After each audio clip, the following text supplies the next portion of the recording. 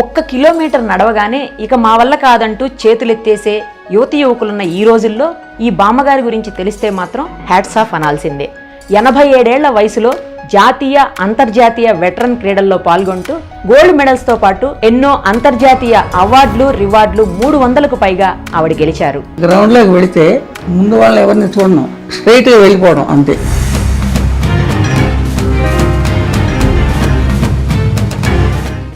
ప్రస్తుతం మనతో ఉన్నారు. ఆవిడ పేరు వెంకట సుబ్బమ్మ గారు. ఒక్కసారి మాట్లాడదాం. ఆవిడ అవార్డులు రివార్డులు క్రీడా స్ఫూర్తి అన్నీ కూడా నేటి యువ క్రీడాకారులకు ఎంతో ఆదర్శం.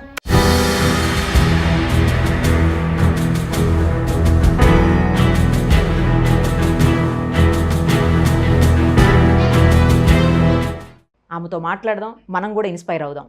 నమస్తే అమ్మా. నమస్కారం. ఎలా ఉన్నారు? బాగున్నాను. 87 ఏళ్ల వయసులో కూడా మీరు ఇందాక నాతో మాట్లాడుతూ ఏదన్నా స్పోర్ట్స్కి వెళ్దామా అంటే పదమ్మా వెళ్దాం రెడీ నేను అంటున్నారు మీరు. అవును. ఏం స్పోర్ట్స్ ఆడతారు మీరు? జనరల్గా ఏమేమి ఆడేవాళ్ళు?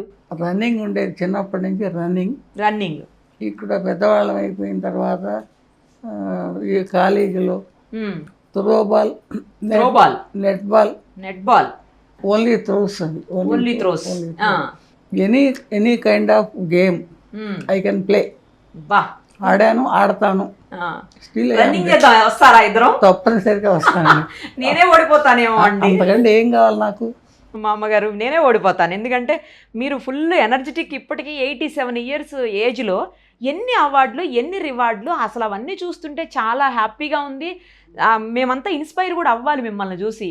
అబ్బా ఏం వాకింగ్ చేస్తాంలే, ఏం రన్నింగ్ చేస్తాంలే, ఇంక జాలే అనిపిస్తుంటది. అంటే నడక అనేది నాకు మొదటి నుంచి 10 కిలోమీటర్లు నడిచేదాన్ని చదువుకునే రోజుల్లో. గుడివాడ రావాలా స్కూల్కి.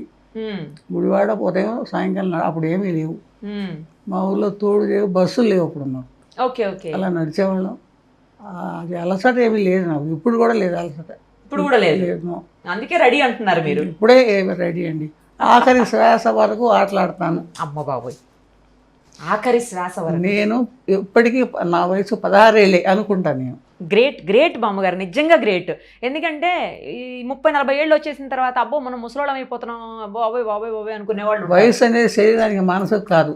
కరెక్ట్. ఎగ్జాక్ట్లీ బాగా చెప్పారు. మీరు ఇప్పటికీ 16 ఏళ్ల పడుచులతో పోటీ పడతా అంటున్నారు. మీరు గవర్నమెంట్ స్కూల్లో వర్క్ చేశారు. సెంట్రల్ గవర్నమెంట్ రైల్వేస్ అని విన్నాను నేను. Railway, south central railway. ఏం చేశారు బామ్మగారు అందులో? As a teacher, primary section, guide captain, sports టీచర్గా పనిచేశారు. స్పోర్ట్స్ టీచర్ కాదు, స్పోర్ట్స్ గుడివాడ గర్ల్స్ హై స్కూల్లో స్పోర్ట్స్ టీచర్ గుడివాడలో. ఓకే. Before marriage. అతను నాకు ఒక ఇంట్రెస్ట్ అన్నమాట, ఆటలు ఆడాలని ఒక కోరిక. అంతే. ఎక్కడన్నా వెళ్ళిపోవడం, ఇంట్లో పనులన్నీ మానేసి రోడ్ రేస్ అంటే కూడా వెళ్ళిపోయి ప్రతి వారం రోడ్ రేస్ వేసాను రోజు. ఇంట్రెస్ట్ అంతే, ఇంకేం లేదు. 300 అవార్డులు అంటే మాటలు కాదండి. మోర్ దాన్ 300 ఉన్నాయండి. More than 300? చాలా లెక్కలేని ఉన్నాయండి.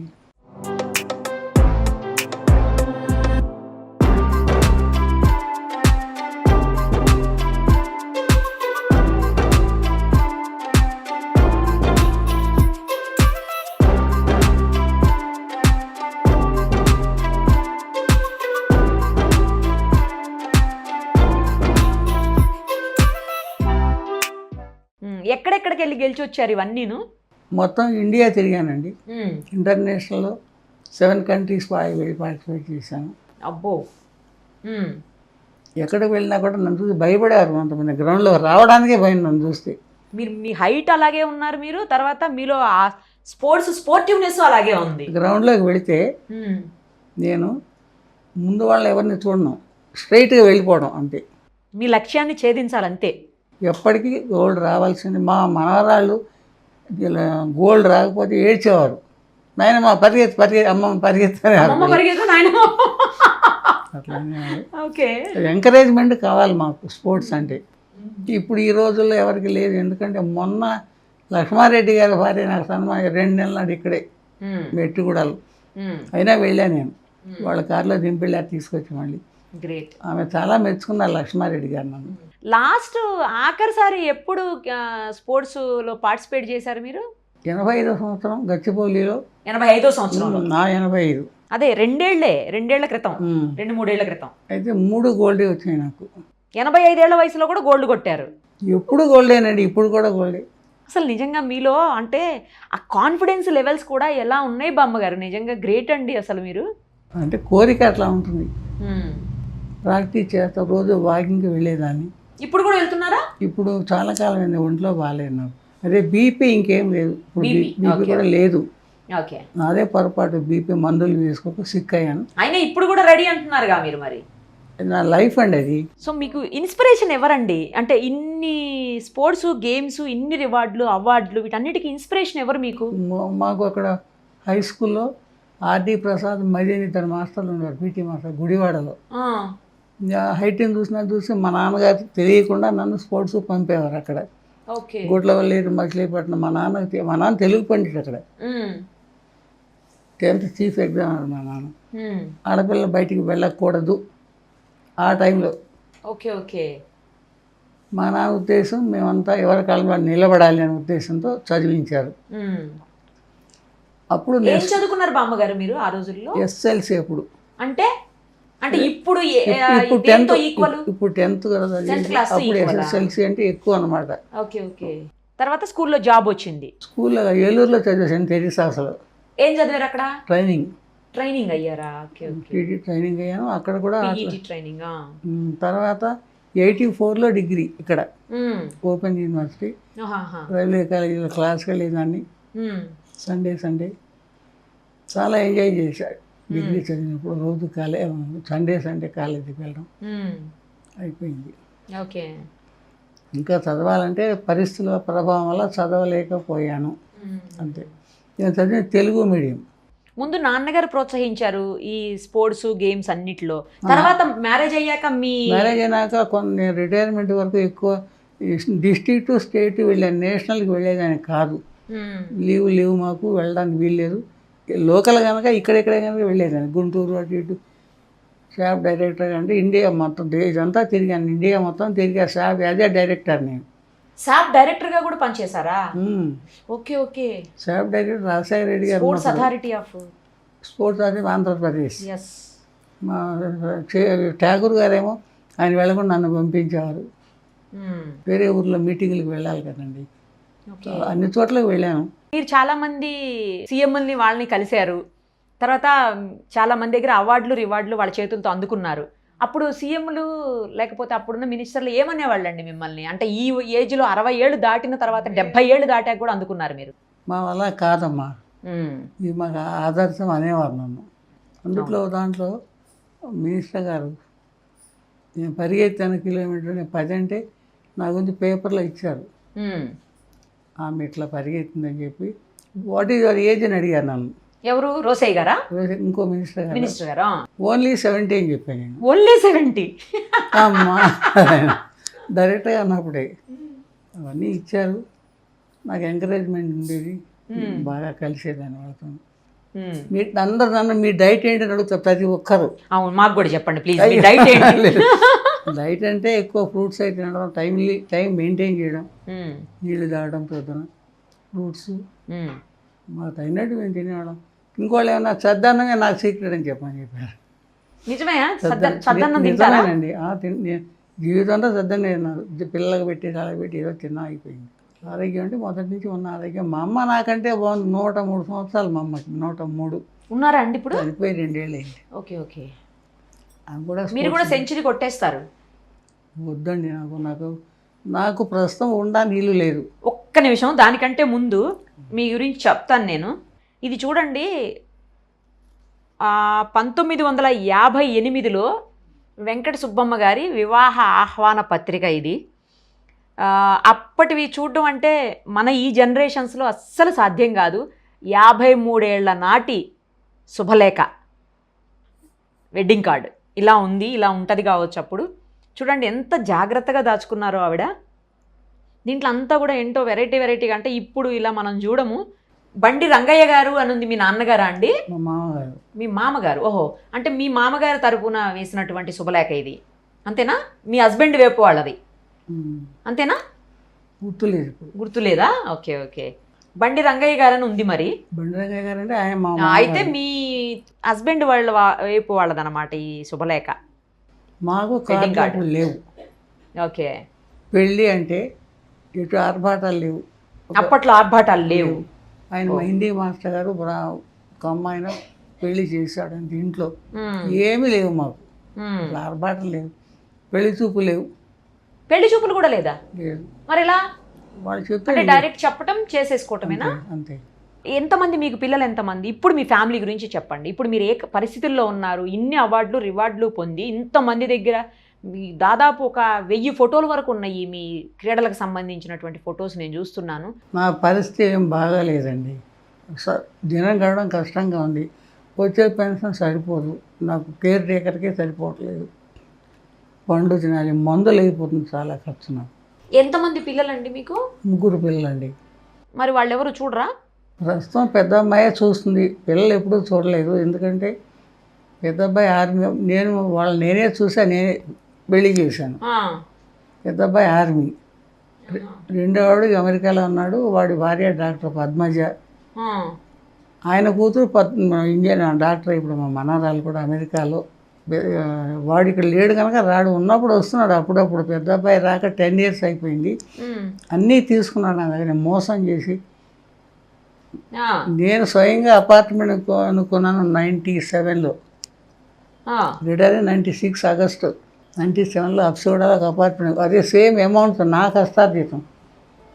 అది కూడా పెద్ద అబ్బాయి రాయి చేసుకున్నాడు, మోసం. ఎందుకు రాసామని కోర్టులు అడిగారు. పిల్లలంటే ప్రేమ, కన్న ప్రేమ. నేను నిన్నే చూస్తానమ్మా అనేవాడు, వాడు ఇవాళ రాడు, మా నాన్న స్వాధీతం అని చెప్పి. ఇప్పుడు నేను ఉండే ఈ 3 గదులు నా స్వాధీతమైనటువంటి అపార్ట్మెంటు, హౌస్ కూడా. ఇంకో ల్యాండ్ కొనుక్కున్నాం 350 గజాలు, ఇద్దరం కలిసి. ఒకరు కొన్నది కాదు, నేను కూడా గవర్నమెంట్ ఎంప్లాయీని. అవునండి.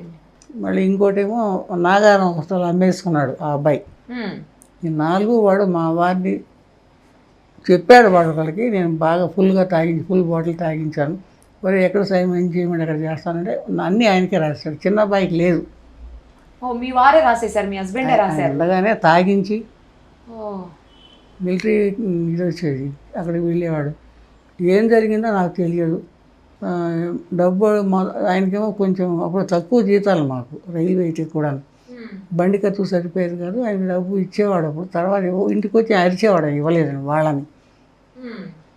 అక్కడికి వెళ్ళడం, తినడం, తాగిందే, బిర్యానీలు పెట్టడం, రాయించుకుని చనిపోయినాక నాకు తెలిసింది. అంతవరకు తెలియదు నాకు. చనిపోయేదాకా మీకు చెప్పను కూడా చెప్పలేదా మీ వారు కూడా? నాకు రాయలేదండి, నాకు హక్కు లేదు, నేను ఇవ్వలేదంట.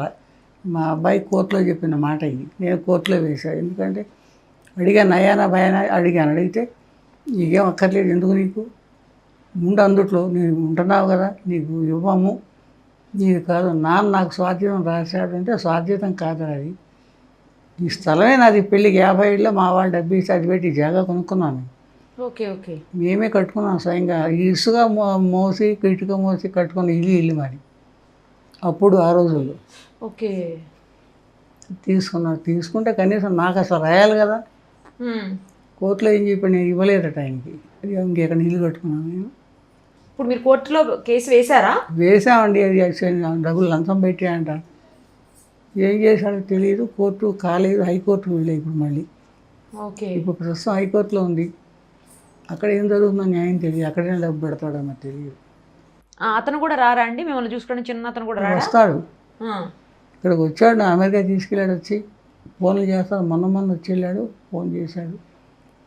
మరి వాడికి ఏం చెప్పాడు, వీడికేమో వాటా ఇవ్వడంట. వాడు అమెరికాలో సంపాదించుకుంటున్నాడు, ఇక్కడ అక్కడ సంపాదించుకుంది, ఎందుకు ఇవ్వాలి అంటాడు. నీకెందుకు, నువ్వు ఉంటున్నావు, ఇంట్లో ఉండు, నేను ఎప్పుడు చచ్చిపోతానని చూస్తున్నారు వాళ్ళు. అయ్యో. అవునండి. మా కోడలు వరాకిలో సీనియర్ మేనేజర్ అంట ఆమె, రాదు ఇక్కడ, మా ఇంట్లోకి రాదు ఆమె. పెళ్లి చేసి నేనే, రిజిస్టర్ మ్యారేజ్, నేనే బాధ్యత, నేనే మా అమ్మాయి సహాయంతో. ఆమె లేనితే నేను లేను. ఎవరు తోడబుట్టిన వాళ్ళు చూడరు, కొడుకులు చూడరు, ఎవరు లేరు. తోడబుట్టినాడు అంటున్నాడు మొన్న ఫోన్ చేసి, ఇక్కడికి వస్తే మీ అమ్మాయి ఏమన్నా అంటుంది, నన్ను అంటున్నాడు. మా అమ్మాయిని అంటున్నాడు ఆయన. నువ్వు చంపేశావు అన్యాయంగా ఆయన్ని, నేను చంపడం ఏంటంటే న్యాయం తగునా ఇది అన్న. తప్పండి, చాలా మాట తప్పు. మా తమ్ముడు, మూడో తమ్ముడు అన్నాడు ఎవరిని చంపేశారంటున్నారు? మా వారిని. ఓహో, మీ హస్బెండ్ని. ఓకే. మా అమ్మాయికి నాకేమవసరం, మా అమ్మాయి చాలా చూసింది ఆయన అంటే చాలా ప్రాణం. ఎందుకు మారిపోయాడో నాకు తెలియదు. ఇబ్బందులు అయితే పడ్డాను, ఇంకోళ్ళు అయితే అట్లా ఉండరు. నేను సహించే ఉద్యోగం చేస్తున్నాను కనుక తప్పదు. ఉద్యోగం గవర్నమెంట్ జాబ్ అండి నేను చేసింది. అవును కదా. అదే సెంట్రల్లో చేసా, స్టేట్లో డైరెక్టర్గా చేశాను, మళ్ళీ ఇక్కడ వార్డు మెంబర్గా చేశా. 401 వార్డు మెంబర్ నేను. సోషల్ సర్వీస్ చేశాను, సోషల్ వర్క్ ఉన్నది. దేశం అంతా తిరిగానండి. అదే కదా, ఇంతమందికి క్రీడా స్ఫూర్తిని నింపిన వ్యక్తి మీరు. వెళితే వాళ్ళు ఒక డాక్టర్ గారు, యాక్చువల్లీ ఒక డాక్టర్ గారు నాకు బెంగళూరులో ఉంటారు, ఆయన నన్ను అమ్మ అని పిలిచేవాడు, మలేషియాలో. ఆయన అనేవాడు గర్ల్ ఫ్రెండ్ నేను ఆయనకి. 40 ఏళ్ళు అని 80 ఏళ్ళు 70 ఏళ్ళు గర్ల్ ఫ్రెండ్ ఆయన వైపు చెప్పాడు ఆయన. నిన్న ఫోటో ఉంది నా దగ్గర, ఆయన ఫోటో కూడా ఉంది. చైనా వాళ్ళు ఇష్టంగా నాతో ఫోటో తీసుకున్నారు అక్కడ కావాలని. హైట్ కొరకు వేరే ఏం లేదు, యాక్టివ్గా ఉండేము, తిరిగాము. వీళ్ళు అప్పుడు బాగానే ఉన్నారు కొంతకాలం, తర్వాత ఈ స్థలాలు వచ్చినాక నన్ను దూరం పెట్టేశారు. ఆయన నాకు చెప్పకుండా వీళ్ళతో తిని ఎలా రాస్తారు? నాకు వైపు హక్కు లేదా? నాకు హక్కు ఉండాలి కదా కనీసం. ఆయన స్వాధీనం కనుక నాకు ఇచ్చేసాడని చెప్పి కోర్టులో చెప్పాడు మా అబ్బాయి నా ముందు. అందులో కొన్న దాంట్లో మీ డబ్బులు కూడా ఉన్నాయి కదా, మీరు కష్టపడి సంపాదించారు. అసలు నాదేనండి, స్థలమే నాది. కానీ ఆయన పేరు, మా ఇంట్లో ఏంటంటే వాళ్ళ భర్త పేరు అలవాటు మాకు. అలా మీరు ఆయన పేరు పెట్టాను, గౌరవం ఇచ్చాము భర్త అని చెప్పి. ఇది మళ్ళీ సొంతం నేను కొనుక్కుంది కూడా తీసేసుకున్నారు కదా. ఇప్పుడు ఎందుకు ఇవ్వండి నాకు? కోర్టు వాళ్ళు ఏం చేస్తున్నారు? హైకోర్టు అయినా. నేను 96లో రిటైర్ అయ్యి 97 అపార్ట్మెంట్ కొన్నా, భార్గవి రెసిడెన్సీ. అది రాయం చేస్తున్నాను. నేనే తప్పు, నువ్వు ఎందుకు ఇచ్చావని అడిగారు నా కోర్టులో. ఇల్లంటే ప్రేమ అని చెప్పాను నేను. ఇంకో స్థలం 350 ఎకరాలు కొన్నా, ఉంది అట్లాగే ఉంది. అది రాయం చేసుకున్నాడు. నాగారంలో ఒక స్థలం, అది అమ్మేసుకున్నాడు 16 లక్షలకి. మళ్ళీ తిరుగుతున్న కోర్టుకే చాలా అయిపోయింది అక్కడ. చాలా అంటే చాలా చోట్ల ఇలాగే దారుణంగా ఉంది బామ్మగారి పరిస్థితి. కొడుకుల కంటే కూతుళ్ళే దగ్గరుండి చూసుకుంటున్నారు తల్లిదండ్రుల్ని. కొడుకులు వదిలిపడేశారు అసలు, మొత్తం ఆస్తులు తీసుకోవటం వదిలేయటం. సన్ అంటే గన్ అండి, గర్ల్ అంటే బన్, అట్లా ఉంది. మరి ఏం చేయాలి? నేను ఏమైపోవాలి? చచ్చిపోవాలా? నేను ఏమైపోవాలని మరి చెప్పండి. నాకు మా అమ్మాయిలు అయితే నాకు అన్నం కూడా లేదు. అది విషయం. చిన్న అబ్బాయి అమెరికా 6 నెలలు ఉన్నారు, అమెరికా వెళ్ళాను. బాగానే చూసుకున్నారు, అనుకుని ఖర్చులు పెట్టి. మేమే కట్నాలు తీసుకోలేదు. నన్ను నా పరిస్థితి ఎవరో చెప్పుకోమన్నారు నన్ను. తమ్ముళ్ళు అంటే పట్టించుకోరు. నా తమ్ముళ్ళు కూడా ఆడపిల్లని చూడరు. నా బంగారం పట్టుకుపోయి ఎవరికో ఇచ్చానంటాడు. లయన్స్ క్లబ్ డొనేట్ చేశాను. నేను అన్నాను, ఇప్పుడు మాట్లాడటం మొన్న అంటున్నాడు, ఆయన చంపేసావు నువ్వు వాడిని కలిసి. నేను బాధ ఎవరు పడుతున్నారండి ఇప్పుడు? నేనే బాధపడుతున్నా చాలా. నిద్ర పట్టదు. ఒకసారి మంచి పడిపోయాను, చెప్పుకున్న ఇంకో మంచం తీసి కొత్త మంచం తెచ్చింది. ఆమె ఎందుకు చేయాలి నాకు? నాకే బాధ అనిపిస్తుంది. కానీ అన్నీ రకరకాల పండు ఆరోగ్య కారణం ఆ అమ్మాయి. ఇప్పుడు మనిషిని ప్రతి నెల ఎవరో ఒకరు మారుతారు, వాళ్ళు వస్తారు. రకరకాల కరెక్ట్ పర్సన్స్ దొరకలేదు మాకు. కంటిన్యూగా ఒక్కరే ఉండాలండి. ఇంకో నెల మారితే వాళ్ళకి నేర్పేవారు, వాళ్ళు వెళ్ళిపోతున్నారు. చాలా కష్టంగా ఉన్నాను, అది దారుణంగా ఉన్నాయి ఇప్పుడు. నాకు జీవితం వద్దనిపిస్తూ ఉంది. ఎందుకంటే రోజు కష్టమైపోతుంది. పొద్దున్న లేగుస్తాను, వాళ్ళు ఏదో అనుకుంటారు, నాకేమీ లేదండి. అంత ఇబ్బంది. వాడు రావాలని కోరుకుంటారు, చూడాలనుకుంటా, కానీ వాడు రాడు. నేను పోతే కూడా రాడు. నేను అందుకే ఏం చెప్పానంటే, ఒరేయ్ నేను చనిపోతే నా డెడ్ బాడీని డొనేట్ చేస్తున్నాను నేను చెప్పేశాను. పిల్లలు సైన్ చేయాలన్నారు. పెద్దవాడేమో మాట్లాడంటే, మేడం మీరు నంబర్ మేము కనుక్కుంటా అన్నారు వాళ్ళ తెలంగాణ సంస్థ వాళ్ళు. చిన్నవాడు సైన్ చేశాడు డొనేషన్ ఇవ్వడం కాదు. నీకు ఇవన్నీ పడలేక, ఈ బాధ పడలేక నేను చివరికి అలా నిర్ణయించుకున్నాను. నన్ను చనిపోతే ఎవరు కూడా రావద్దు, ఏమీ చెయ్యొద్దు నాకు. అయ్యో అంతే. ఉన్నప్పుడు ముద్ద పెట్టినాడు, ఏం చూస్తారు? రేపు వచ్చి పండుగలు చేసుకుంటారా? పోయిందని పండుగ చేసుకుంటాడా? కనుక నేను నా డెడ్ బాడీ కూడా డొనేట్ చేస్తున్నాను ఈ బాధ నేను పడలేనండి. ఇట్లా ఎవరిని అప్పు అడగమన్నారు నన్ను. ఇప్పుడు నేను ఎంప్లాయీనా ఇప్పుడు ఇవ్వడానికి అప్పు? నాకు ఏమీ లేదు, నిరాధారంగా ఉన్నా. ఏం లేవు ఇప్పుడు, బ్యాంకులో కూడా ఏం లేవు నాకు. అన్నీ తీసుకున్నాడండి వాడు. పెద్దవాడే అంతా మొత్తం. ఇప్పుడు అమ్మాయికి ఇవ్వలేదు, చిన్న అబ్బాయికి ఇవ్వలేదు. మాకు 5 మనవరాలు, నాకు ఒక మనవాడు. ఆ అబ్బాయికి ఆస్తి ఇవ్వాలి, తాత ఆస్తి ఎవరికి ఇవ్వలేదు. వాడు పెద్దవాడు చేసిన మోసం నాకు చాలా చాలా చెప్పుకోవడానికి సిగ్గు ఎవరికన్నా.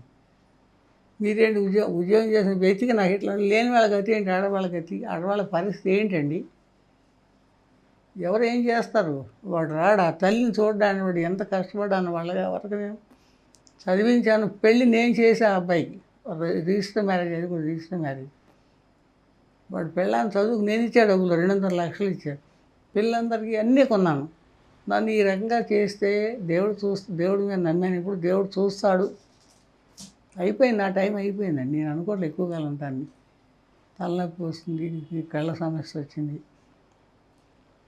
ఎందుకంటాడో నాకు తెలవట్లేదు. కనీసం పలకరించాలని తల్లిని. ఏం బ్రతుకులండి వాళ్ళు. నేను ఎవరో చెప్పుకోవాలో చెప్పండి మీరు, ఎవరో చెప్పుకోవాలి. నేను మేము అక్టోబర్ 2 గాంధీ జయంతి నాడు అక్కడ స్పోర్ట్స్ ఉంటాయి మాకు, మీకు తెలుసో లేదు. అక్టోబర్ 2కి వెళతాను. 17 ఏళ్ళ నుంచి వెళ్తున్నాను. నాకు 17 మూళ్ళు మెడల్స్, నావే 3 గోల్డ్. అక్కడ కూడా ఏమన్నా చేయండి, నా జీవితం బాగాలేదు, ఏమీ లేదు నాకు ఇవాళ, ఏమీ లేదు. ఏడిస్తే చూసే దిక్కేవారు? ఏడిస్తే వచ్చే లాభం ఏముంది? ఏమన్నా వస్తాడా వాడు? మనుషుల మూర్ఖుడు. ఆర్మీ కెప్టెన్ అంట. ఏమంటాడు వాడు? ఏవో చెబుతాడు, అది ఇది చెబుతాడు కబుర్లు. ఏమీ కాదు. పెద్దవాడు నన్ను పూర్తిగా చిన్నవాడికి ఇవ్వలేదండి. ఇప్పుడు కూడా ఇవ్వలేదు. వాడికి ఏం లేదు. ఇస్తాను అంటాడట. ఇప్పుడు ఒక మెతకవాడు, వాడేమో ఇస్తాను నాకు కూడా అంటాడు. అసలు రాందే చూడండి, ఏం చెప్పమంటారు? వాడు రాలేదు, చూడలేదు. డబ్బులు నేను కావాల్సినప్పుడు అంటూ 50, 100, 300, 500 కూడా ఇచ్చే అబ్బాయి. నేను ఇచ్చాను. స్కూల్లో చదువుకునేప్పుడు ఏదో నిలబడతానంటే ఇచ్చా, 30,000 ఇచ్చాను. అంతా మోసం అయిపోయిందని. మరి భార్య ఏం చెప్పిందో లేను. ఇంకా బ్రతకను మేడం, నాకు వద్దు, ఈ బ్రతికే వద్దు నాకు. వాళ్ళు చూడండి ఏం చేయమంటారు? చచ్చిపోతే ఎందుకు ముట్టుకోవాలి వాళ్ళు నన్ను? నాకు వద్దు, అసలు నన్ను ముట్టుకోవద్దు, నన్ను చూడదు, రావద్దు చెప్పను. నన్ను వీళ్ళకి ఇస్తే బండిలో తీసుకుని వెళ్ళిపోతారు, డెడ్ బాడీ ఉంచుకుంటారు. మీరు కూడా చెప్పండి, ఎవరికి ఇవ్వాలో నా పేరు చెప్పండి. చిన్న అబ్బాయి సైన్ చేశాడు, నేను అలా వెళ్ళాలి, నా కోరిక. చక్కని బండి వచ్చి తీసుకెళ్ళిపోతున్నా హాయిగా, అది నా కోరిక. మరి ఏం చేయమంటారు? ఎవరికి చెప్పండి. చనిపోతే ఎవరు ఏం చేస్తారు? కొడుకులు రారు, వాడు అమెరికా వాడు రాడు, మరి వీడు రాడు, ఏం చేయమంటారు నన్ను? బతుకున్నప్పుడేమో బలుసాకు పెట్టరు, పుల్లు మజ్జిగ పోస్తారు. చచ్చిపోయినాక ఉలికిలో పాడేవులు కానాల్సిస్తారు. సరే అమ్మా, మీరు ఎలాగో కోర్టుకి వెళ్ళారు కదా, కోర్టులోనైనా మీకు న్యాయం జరుగుతుందని, జరగాలని ఆశిస్తున్నాను. ధన్యవాదాలండి. Thank you so much.